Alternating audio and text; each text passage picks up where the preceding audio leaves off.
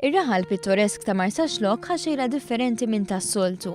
Mijiet ta' persuni fosthom tfal ħonqu t-toroq tar-raħal tas-sajjieda biex flimkien jiċċelebraw il-festa tradizzjonali ta' San Girgor. Bl-ikel u l-għana tradizzjonali, il-festa ta' San Girgor tiftaħ l-istaġun tal-awm u l-imnarja tagħlaq l-istaġun agrarju. Minkejja li t-temp ma tantx ippermetta, xorta waħda kienu eluf il-kbar u żgħar li rħewla lejn iż-Żejtun u Marsaxlokk biex jiċċelebraw din il-festa tradizzjonali ċċelebrata 4 tiem fuq l-Għid. Din il-festa ilha ssir sa mill-1781, purċissjoni mill-Kappella ta' San Klement fiż-Żejtun għall-Knisja Parrokjali fl-istess lokalità u tkompli sal-Knisja ta' San Girgor.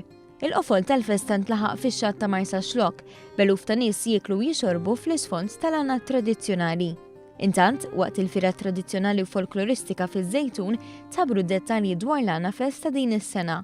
Il-festival se jittella bejn it-22 u 23 ta' Ġunju u apparti il-ġonna tal-Argotti se jinfirex ukoll fat-Tarħula. Id-direttur artistiku tal-festival, Renzo Spiteri, qal li l-festival mistenni jolqot iżjed familji. Għandha l-periklu tagħha illi jaf ikollha shelf life u kemm jista' jkun aħna nippromowtjawha billi neħduha f'lokalitajiet differenti u n-nies ikunu jistgħu jassistu għaliha, mhux biss fl-irħula fejn ikun hemm il-bars tradizzjonali fejn l-għana jkunu tikkantaw, però we reach out f'diversi postijiet oħrajn, bħalma mal-Qrendi bħalma Biżebbuġa. Is-Sur Spiteri qal li apparti l-għana se naqdu flimkien bosta tradizzjonijiet oħra li l-koll jagħmluna Maltin. Is-snajja hija parti mit-tradizzjoni.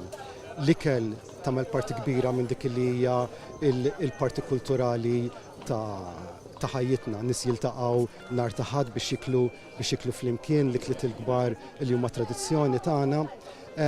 U l-ikel ħajkollu enfasi partikolari din is-sena. Spiteri qal li waħda mir-raġunijiet li għaliha l-festival se jinfirex f'aktar lokalitajiet hija biex iżjed nies ikunu konxji tal-folklor ta' pajjiżna. Il-Ministru għall-Kultura Wayne Bonnici innota kif l-unika parti ta' dan il-festival li se tkun biħlas hija dik fil-ġnien tal-Argotti, kif il-festivals fl-Irħula ser ikunu kompletament bla ħlas.